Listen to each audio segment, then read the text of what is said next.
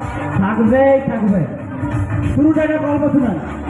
একবার সাহিত্যিক শিবরাম চক্রবর্তী গামছা পরে কুয়া থেকে জল তুলছিলেন।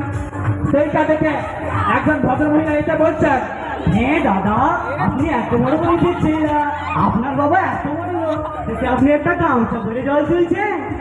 তখন শিবরাম চক্রবর্তী বলেছিল, আপনি আমার বাপ তুললেন ঠিক আছে, তারপর আমার বংশ তুললেন, তাতেও হলো না, শেষে আমার গামছা তুলে কথা বললেন। সাহিত্যিক ওই ভদ্র মহিলাকে নিজের তারতম্যময় উত্তরটা দিয়েছিলেন ঠিক কথা, কিন্তু তার মধ্যে গামটাকে অপমান করার একটা তীব্র প্রতিপাদন চাইছিল।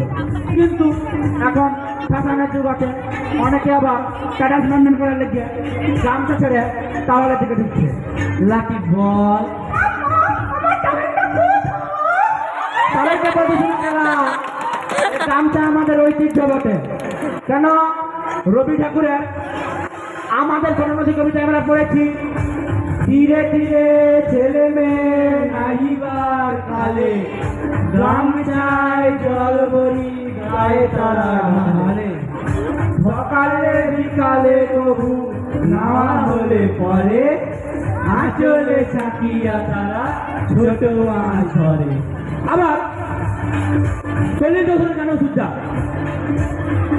ইচ্ছা করে অপরান্তারে গামছা দিয়া বাইন্দা রাখি, ইচ্ছা করে। তাই যারা গামছা শুনলে না শিক্ষা আর তাহলে ফ্যাশন করা, তাদেরকে বলছি শুনো, এই গামছা ছাড়া আমরা একজন বেশি থাকতে পারবো না। কেন? চান করতে গামছা, গরমে থাকতে গামছা, তিন বেলাকে হাত মুছতে গামছা, ঠাকুর বলে ঘরে দেওয়ার লাগে গামছা, আবার বাবুন ঠাকুরের লেগে গামছা, রাস্তায় যেতে যেতে আলা হয়ে গেছে, গাছের তলায় তুই আরাম করার লিগে পেতিল গামছা, আবার ঘরে ফিরে জামা প্যান্ট সব খুলে আরাম করার লিগে পড়িল গামছা, ছাতা যতই লেগে তবু মা বলবে হ্যাঁ রে গামছাটা গায়ে দিয়ে বেরিয়ে যা।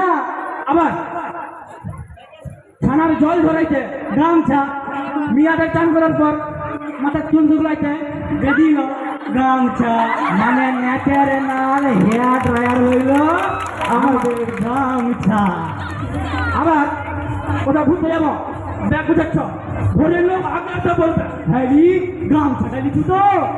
আবার মাঠে চাষ করতে গেছ, দামে লাগবে ভুজিরা ঘুরে গামছা, পৈতা ঘুরে গামছা, বেয়া ঘুরে গামছা, তাতে ঘুরে গামছা, মানে হবা থেকে মরা সবেতেই লাগবে কেলা গামছা। শেষে একটা কথাই বলবো, জীবনে কিছু লাগুক আর নাই লাগুক, পেটে দেওয়ার লাগে ভাত মুড়ি আর গায়ে দেওয়ার লাগে কেলা, গামছা তো লাগবে। হাততালি আরো জোরে হাততালি, সত্যি সত্যি।